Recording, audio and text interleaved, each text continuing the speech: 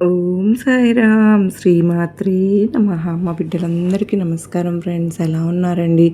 ఏం చేస్తున్నారు? అందరూ బాగున్నారు కదా? మన అమ్మ దయ వలన అందరూ బాగున్నారని, బాగుండాలని మనస్ఫూర్తిగా అమ్మవారిని కోరుకుంటూ అందరూ ఆనందంగా ఆరోగ్యంగా ఉండాలని, మీరు కోరిన కోరికలన్నింటినీ అమ్మవారు తీర్చేయాలని అమ్మవారి తరపున నేను కూడా మనస్ఫూర్తిగా కోరుకుంటూ ముందుగా అమ్మవారి పాదపద్మలకు ఒక్కసారి నమస్కరించుకొని వీడియోలోకి అయితే వెళ్ళిపోదాం. ఇక ఈరోజు అమ్మవారు అమ్మ సందేశంగా ఏం చెప్పబోతూ ఉన్నారు అంటే కనుక, బిడ్డ, బంగారం లాంటి అవకాశాన్ని జార విడుచుకున్నావు.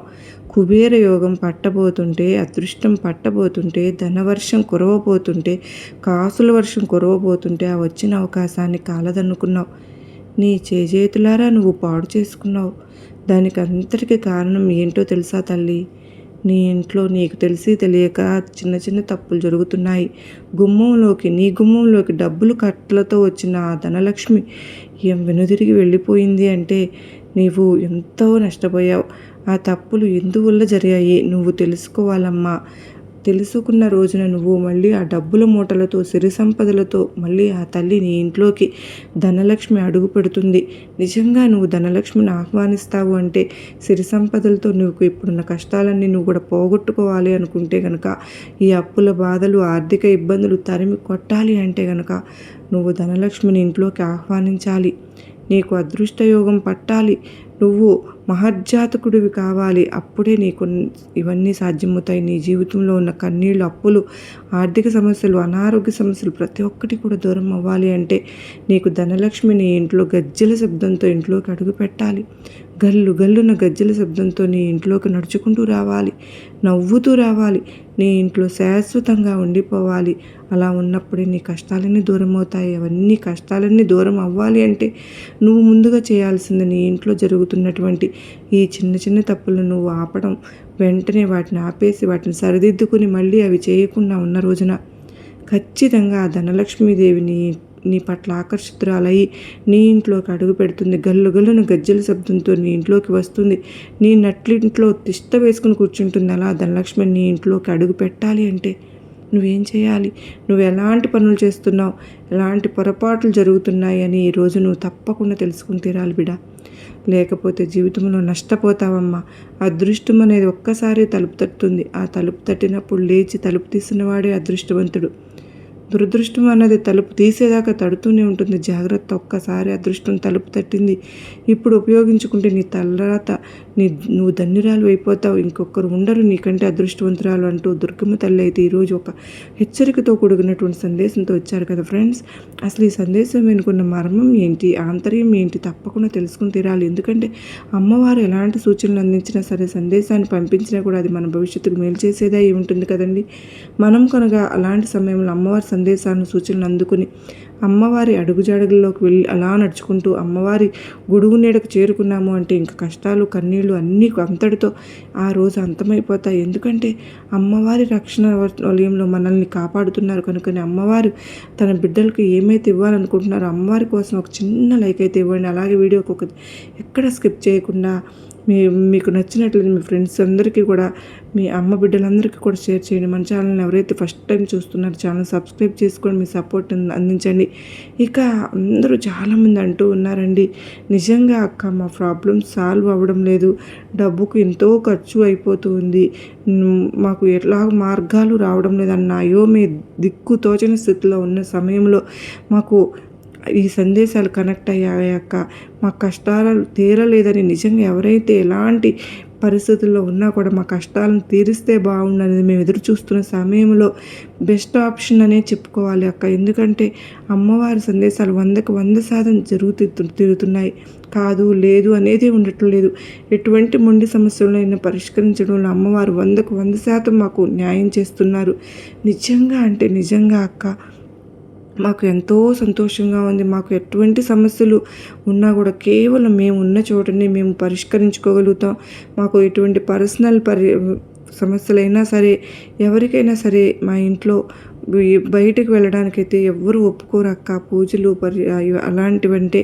కానీ మూడవ కంటికి తెలియకుండా మా సమస్యల్ని మేము మా ఇంట్లో ఉండి మేము పరిష్కరించుకోగలుగుతున్నామంటే ఖచ్చితంగా మీ నోట అమ్మవారు ఇచ్చే సందేశాలే మమ్మల్ని ఇంతలాగా సంతోషంగా ఉంచేలాగా చేస్తున్నాయి అని.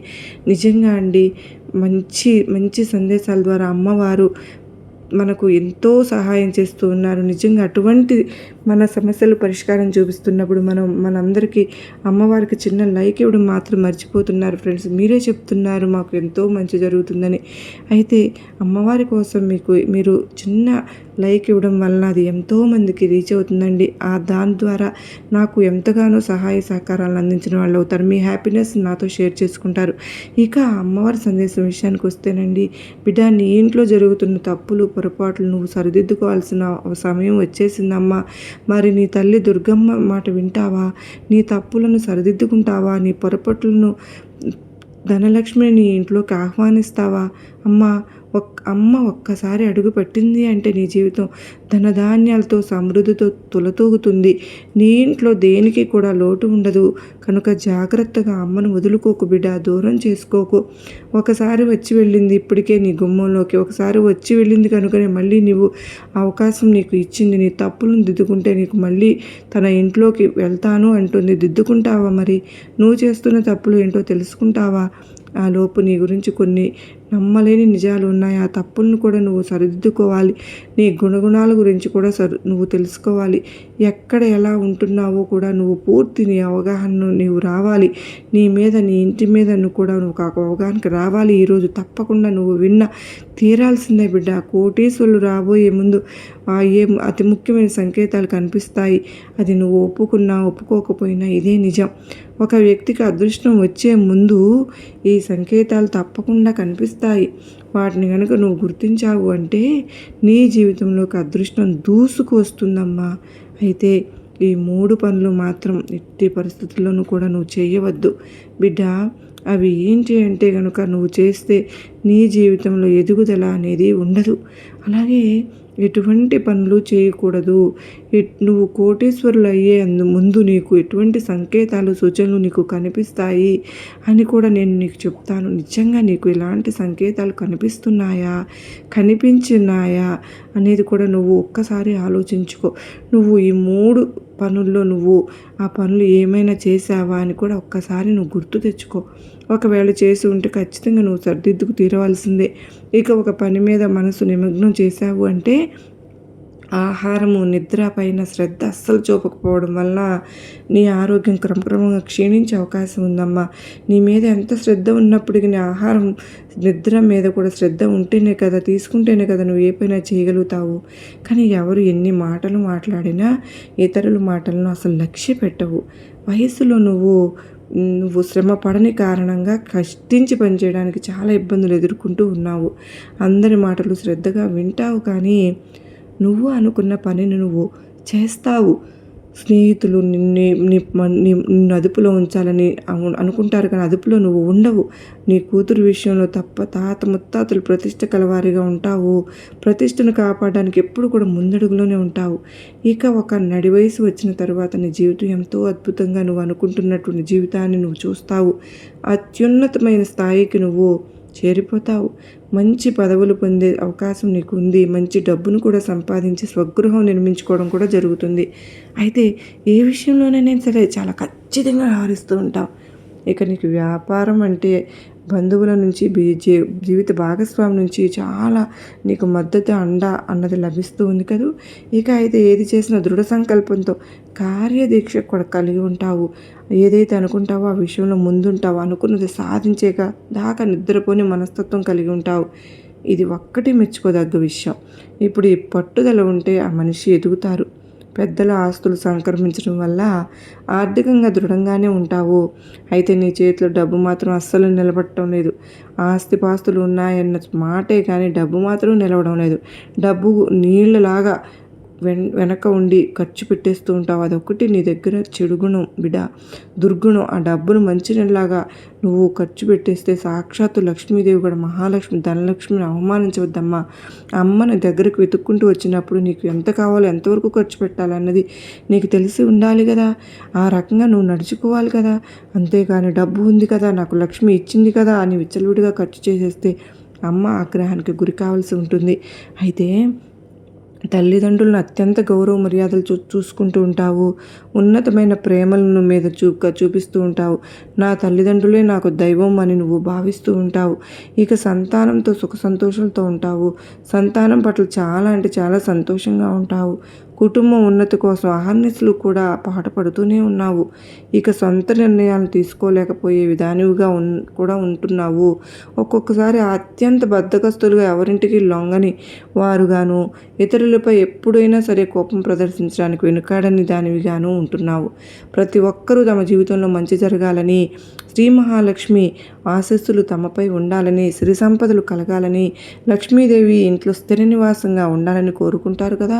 అలాంటి నిత్యము నువ్వు శ్రమిస్తున్నావు, చేస్తూనే ఉన్నావు. నిత్యంగా ఉన్న సమస్యల నుంచి, ఆర్థిక కష్టాల నుంచి బయటపడిన ఉన్నత స్థానాలకు చేరుకోవాలని నిత్యం దేవుని ఆరాధిస్తూనే ఉంటావు. లక్ష్మీ కటాక్షం ఉంటే డబ్బుకు ఆ ఇంట్లో లోటు ఉండదు కదా, ఐశ్వర్యం వెంటే ఉంటుంది కదా.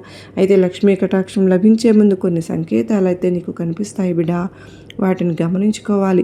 లక్ష్మీ కటాక్షం పొందాలి అంటే కొన్ని తప్పులు, పొరపాట్లను కూడా చేయకూడదు. వాటిని చేస్తే అమ్మవారు ఆగ్రహించి అదృష్టానికి దూరం అవ్వాల్సి ఉంటుంది. నువ్వు చేసే పనుల ఆధారంగానే లక్ష్మీదేవి సంపూర్ణ కృప నీ పైన ఉంటుంది. లక్ష్మీ కటాక్షం ఉంటేనే జీవితంలో ఆనందాలు, సంతోషాలు కదా. ఎంత కష్టపడ్డా డబ్బు నిలవకపోవడానికి కారణం ఇంట్లో చేసే పనులే. సిరి సంపదలకు అధిదేవత అయినటువంటి లక్ష్మీదేవత ధనలక్ష్మి ఆ ఇంట్లో స్థిర నివాసం ఉండాలి అంటే కొన్ని పనులు చేయకూడదు బిడ్డ. అవి చేయకు, చెప్తాను, జాగ్రత్తగా విను. అవి చేస్తే లక్ష్మీదేవి ఆగ్రహానికి గురై లక్ష్మీ కటాక్షం పొందడానికి అర్హురాలు కాకుండా పోతావు. ముఖ్యంగా నువ్వు చేయకూడని పనులు ఇప్పుడు చెప్తాను. ముఖ్యంగా లక్ష్మీ స్వరూపమైన చీపురు ఉంటుంది కదా, లక్ష్మీదేవిగా భావిస్తారు. చీపురుని కాలుతో తన్నడము, తొక్కడము, ఇంటిని శుభ్రపరిచే చీపురుని పవిత్రంగా భావించాలమ్మా. చీపురుని ప్రత్యేకంగా ఒక ప్రదేశంలో ఉంచాలి. నీ ఇంట్లో ఏంటంటే ఒక చోట నిలబెట్టి ఉంచకూడదు. ఇలా చేస్తే అప్పులు పెరిగిపోతాయి, శనిదేవునికి ఆహ్వానం పలికినట్లే అవుతుంది. ఇంటికి వచ్చే అతిథులు ఆ చీపురుని చూడకూడదు, వారి కంట పడకుండా జాగ్రత్తగా ఉంచాలి. చీపురుని ఇంట్లో మంచాల కింద, కుర్చీల కింద ఇలా అస్సలు పెట్టకూడదు. ఇలా పెడితే ఇంట్లో ఎప్పటికీ కూడా డబ్బు నిలువ ఉండదు. అది గొడవలు జరుగుతూ ఉంటాయి. చీపురుకి నియమాలు ఖచ్చితంగా పాటించి తీరాలి బిడ్డ. ఒక్కసారి నీ ఇంట్లో చూడు, చీపురుని ఎక్కడ పడేస్తున్నావు, ఎలా పెడుతున్నావు. అడ్డు వస్తే కాళ్ళతో విసిరి తన్ని అంత దూరం వెళ్ళిపోతున్నావు. పిల్లలు తెలియక, నీ భర్త, నీ అత్తమామను తెలియక కాలుతో తొక్కి తన్ని వెళ్తూ ఉంటే కూడా నువ్వు చూసి వదిలేస్తున్నావు. వారిని మందలించటం లేదు, వారికి చెప్పడం లేదు. వారు తెలుసో తెలియకో చేసినప్పుడు, నీకు తెలిసినప్పుడు నువ్వు చెప్పాలి కదా. చీపురు అంటే శ్రీ మహాలక్ష్మి. అలా పొరపాటున కాలు తగిలితే కూడా మొక్కుకోవాలి, కళ్ళకు అద్దుకోవాలని చెప్పాలి. ఒకచోట జాగ్రత్తగా ఒక గౌరవ స్థానంలో పెట్టాలి. అంతేకాని ఎలా పడితే అలా ఎప్పటికీ కూడా పడవేయకూడదు. దానివల్ల నీ ఇంట్లో డబ్బు నిలవదు, అప్పుల బాధలు ఎక్కువైపోతాయి, అప్పులు తిప్పులు భరించలేకుండా అయిపోతావు. బిడా, ఈ తప్పును నువ్వు సరిదిద్దుకుని తీరాల్సిందే. ఈ విషయానికి కూడా శ్రీ మహాలక్ష్మి అమ్మ కోపగించుకుని నీ ఇంటి నుంచి, నీ గుమ్మం నుంచి వెనుతిరిగి వెళ్ళిపోయిందట. ఇదొక్కటి నువ్వు గుర్తుపెట్టుకో. అలాగే ఇంట్లో నీటిని వృధాగా ఖర్చు చేయటం, నీటిని పొదుపుగా వాడుకోవాలమ్మా. నీటిని వృధా చేస్తే డబ్బులు కూడా అలాగే ఖర్చు అయిపోతూ ఉంటాయి. ఎందుకంటే మంచి నీళ్ళలో డబ్బు ఖర్చు అయిపోతాయి అంటారు కదా, విన్నావా? అది ఇందుకోసమే చెప్పారు తల్లి. ఎందుకో తెలుసా? నీటి నుంచినే మహాలక్ష్మి ఉద్భవించింది. నీటిని వృధా చేస్తే డబ్బు నిలవక కష్టాలు పడవలసి వస్తుంది. భవిష్యత్తులో ధనవంతులు కూడా పేదవారుగా మారిపోతారు. కనుక ఇప్పటి నుంచి ఇంటిలో నీటిని అనవసరంగా వాడకు, అనవసరంగా ఖర్చు పెట్టకు, అనవసరంగా చిందరవందర పారబోయవకు. ఎంత అవసరం ఉందో అంతవరకు మాత్రమే పొదుపుగా వాడుకో. నీళ్లను పొదుపుగా వాడుకోవడం నేర్చుకున్న వాళ్ళు డబ్బును కూడా పొదుపుగా వాడుకుంటారు. అనవసరంగా డబ్బు ఖర్చు పెట్టరు. అందుకు తగ్గినట్లుగా వాడుకోవాలి. శ్రీ మహావిష్ణుమూర్తి జలం నుంచి వచ్చారు, అందుకే నారాయణుడు అంటారు. లక్ష్మీదేవి కూడా నీటి నుంచే ఉద్భవించింది కనుక ఈ లక్ష్మీనారాయణులకు ఎంతో ఇష్టమైన వారికి పుట్టక కారణమైన ఆ నీటిని వృధాగా ఖర్చుగా నిజానికి లక్ష్మీనారాయణుల కృపా కటాక్షానికి దూరం అవుతున్నట్లే అని గుర్తుంచుకోవాలి. ఇక మరొక తప్పు ఏంటి అంటే ఇంట్లో ఆహారం ఉపయోగించే విధానాన్ని బట్టి కూడా శ్రీ మహాలక్ష్మి ధనలక్ష్మి కటాక్షం అనేది నీకు కలుగుతుంది తల్లి. ప్రతి వ్యక్తి తాను సంపాదించిన డబ్బులతో కడుపు నిండా తినడానికే చూస్తారు కదా. కూటి కోసమే కోటి తిప్పలు అంటారు. పొట్ట నింపుకోవడానికే 4 మెతుకుల కోసమే ఇన్ని పరుగులు అగచాట్లు అన్నీ కూడా. అయితే ఆహారాన్ని వృధా చేస్తే లక్ష్మీదేవి ఆగ్రహానికి గురి కావాల్సి వస్తుందమ్మా. ఇంట్లో నుంచి మీరు బయటకు పంపిన వాళ్ళు అవుతారు. కనుకనే ఆహారాన్ని ఉపయోగించే విషయంలో ఖచ్చితంగా జాగ్రత్తలు తీసుకోవాలి. ఎప్పుడు కూడా వృధా చేయకు. ఎందుకో తెలుసా, కష్టపడి సంపాదిస్తావు కదా, కష్టపడే తత్వాన్ని కలిగి ఉన్నావు కదా. నువ్వు సంపాదించిన దానిలో కొంత శాతమైన లేని వారికి దానం చెయ్యి. దానివల్ల లక్ష్మీ కటాక్షం ఖచ్చితంగా కలుగుతుంది. దానం చేయడం పూర్వజన్మల పాపాలు కూడా నశిస్తాయి తల్లి. ఇక గ్రహ దోషాలు కూడా తొలగిపోతాయి. పేదవారికి అన్నదానము వస్త్రదానం చేయడం వలన నీకే కాదమ్మా, నీ బిడ్డలకు నీ వంశానికి పుణ్యం కలుగుతుంది. లక్ష్మీదేవికి ఎర్రమందార పువ్వులు అంటే ఎంతో ఇష్టం. ఒక్కసారి ఎర్రమందార పువ్వులు చామంతి పూలతో అమ్మను కొలిచి చూడు, అమ్మ మురిసిపోతుంది. తెల్లని పుష్పాలు అంటే చాలా ఇష్టం. తెల్లని కలువ పూలతో పూజిస్తే అమ్మకు ఎంతో ఇష్టం. ఇలా నువ్వు పూజిస్తే నీకు లక్ష్మీ కటాక్షం కలుగుతుంది. ఐశ్వర్య యోగం నీకు పడుతుంది. బిడ్డ, ఎంతవరకు నువ్వు చేయకూడని పనులు ఏవో చెప్పాను, నువ్వు చేస్తున్న ఘోరమైన తప్పులు ఏంటో చెప్పాను. ఇప్పుడు అదృష్టం నీ ఇంట్లోకి వచ్చే ముందు కొన్ని సూచనలు కనిపిస్తాయి.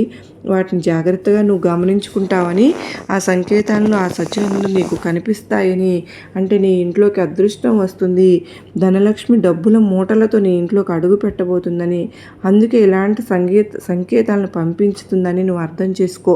ముఖ్యంగా బల్లి రాక ఇంటి గోడ మీద ఒకసారి 3 లక్షణాలు కనిపిస్తే కనుక అది ఖచ్చితంగా లక్ష్మీ కటాక్షం సంకేతం. అతి త్వరలో నీకు ఆర్థికంగా ధనయోగం కలగబోతుంది. పక్షులు గూళ్ళు నీ ఇంటి పరిసర ప్రాంతాల్లో కనిపించిన పక్షులు గూళ్ళు కట్టుకున్నట్లయితే లక్ష్మీ కటాక్షం కలుగుతుంది. చీమలు నీ ఇంటి పరిసరాల్లో నల్ల చీమలు గుంపులు గుంపులుగా కనిపిస్తే నీకు అదృష్టం పట్టబోతుంది అని నువ్వు గుర్తుపెట్టుకోవాలి. ఎర్రచీమలు కనిపిస్తే ఇంట్లో గొడవలు, డబ్బు ఖర్చులు జరుగుతాయని గుర్తుంచుకో. అదే నల్లచీమలు కనిపిస్తే ఆకస్మిక ధనం కలుగుతుందని గుర్తుపెట్టుకో. ఏదో ఒక దారిలో ఏదో ఒక వైపు నుంచి నీకు పుట్టింటి నుంచి లేదా నీ అత్తింటి నుంచి లేదా నీకు రావాల్సిన ఆస్తిపాస్తులు కానీ, నీ పూర్వీకుల దగ్గర నుంచి రావాల్సిన ఆస్తులు కానీ, ఎక్కడో ఆగిపోయిన డబ్బు కానీ, నువ్వు ఇచ్చి ఇంకా రావు అని ఆశ వదిలేసుకున్న డబ్బులు కానీ, ఎక్కడో ఒక చోట పెట్టుబడి పెట్టావు, ఆ డబ్బులు తిరిగి రావడం కానీ, ఇలా ఆకస్మిక ధనయోగం అన్నది నీకు కలుగుతుంది. అయితే కళల రూపంలో కొన్ని కూడా సూచనలు కూడా అయితే తెలుస్తాయి బిడ్డ. తులసి మొక్క చుట్టూ బల్లులు కనిపించినట్లయితే అలా కల వచ్చిందా, లేదా చేతిలో దురద పెట్టిన అలా కల వస్తే కూడా ఖచ్చితంగా అదృష్టం పవరించినట్లే అనటానికి ఒక సంకేతం. కలలో పాము కనిపిస్తే శుభసూచకం. 2 తలల పాము కనిపిస్తూ విపరీతమైన అదృష్టం నీకు కలగబోతుందని అర్థం. కలలో గుడ్లగూబ, పాము, బల్లి, గులాబీ పువ్వులు, ఏనుగు, చీపురు, శంఖం లాంటివి కనిపించినా ఐశ్వర్యం కలుగుతుందని, కొన్ని శబ్దాలు కూడా అదృష్టాన్ని తీసుకొస్తాయని సంకేతం. కోయిల కూత వినడానికి ఎంతో వినసొంపుగా ఉంటుంది కదూ, మనసుకు ప్రశాంతంగా ఉంటుంది. కానీ కొన్ని దిశల నుంచి, కొన్ని దిక్కుల నుంచి కోయిల కూత వినిపిస్తే అశుభంగా భావించాలి బిడ్డ. ఆజ్ఞ దిశగా వస్తే నష్టానికి సూచిక. సాయంత్రం కానీ మధ్యాహ్నం కానీ వినిపిస్తూ శుభంగా పరిగణించవచ్చు. మామిడి చెట్టు పైన కోయిల కూస్తూ కనిపిస్తే అది లక్ష్మీ కటాక్షం పొందుతారని గుర్తు.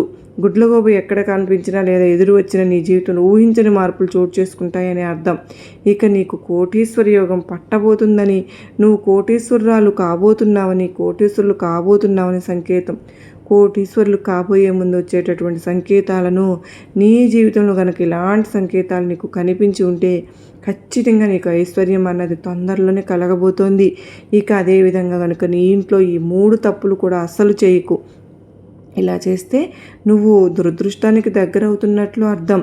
నీ ఇంట్లో నుంచి సిరి సంపదలు కానీ, ఆనందాలు కానీ, ఆరోగ్యాలు కానీ, ఏదైనా సరే అన్నీ కూడా దూరమైపోతున్నాయని నువ్వు అర్థం చేసుకోవాల్సి ఉంటుంది. కానీ బిడ్డ, నువ్వు ఇక్కడ గుర్తుంచుకోవాల్సింది ఏంటి అంటే కనుక, నువ్వు నీ ఇంట్లో చేస్తున్న ఈ తప్పులు పొరపాట్ల కారణంగా నీ కష్టాలను బాధలను చూసి నీ ఇంట్లోనికి అడుగు పెట్టాలని ఆశతో వచ్చిన ధనలక్ష్మి కూడా నీ గుమ్మంలో ఇవన్నీ చూసి కోపంతో వెనుతిరిగి వెళ్ళిపోయిందమ్మా. కానీ నువ్వు ఎప్పుడు వీటన్నిటిని సర్దిద్దుకుంటావో, చక్కదిద్దుకుంటావు, అప్పుడు నీ ఇంట్లో ఖచ్చితంగా అమ్మ వచ్చి నీ ఇంట్లోనే వస్తుంది, నీకు అదృష్టయోగం కలిగిస్తుంది. ఇలాంటి సంకేతాలు కూడా నీకు వస్తూ ఉంటే అమ్మ త్వరలోనే నీ ఇంట్లోకి అడుగు పెట్టబోతుందని అర్థం. ఆలోపు ఈ తప్పులు నువ్వు సర్దిద్దుకో. కానీ అమ్మ అనుగ్రహం నీ మీద నిండుగా ఉంది. ఎందుకంటే అమ్మ చూపు నీ మీద పడి ఉంది.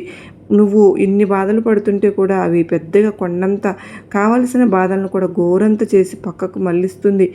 నీకు ఏదైనా ప్రమాదాలు జరిగినా, కింద పడినా, దెబ్బలు తగిలినా అవి పెద్దగా అవ్వకుండా చిన్నగా గీసుకోవటము, రాసుకోవడము అలా చేస్తుంది. అంటే ప్రతి ఒక్క దాంట్లో పెద్దగా నష్టపోయేవలసిన వాటిని నువ్వు అతి త్రుటిలో తప్పిపోతుంది. దీనంతటికి కారణం ఏంటో తెలుసా? శ్రీ మహాలక్ష్మి అమ్మ, ధనలక్ష్మి అమ్మవారే. మరి ఆమె చూపు ఉన్నప్పుడు, బయట నుంచి ఆమె నిన్ను చూస్తున్నప్పుడే నీ జీవితంలో ఇంత అద్భుతంగా నీ తోడు ఉంటే, నీకు సహాయం చేస్తూ నేను రక్షిస్తూ ఉంటే, ఒక్కసారి నీ ఇంట్లోకి అడుగు పెట్టిందంటే నీ జీవితాన్ని ఎలా కాపాడుతుందో చూడు, నీ చుట్టూ ఎలా తన రక్షణ వలయాన్ని ఏర్పరచుకుంటుందో చూడు.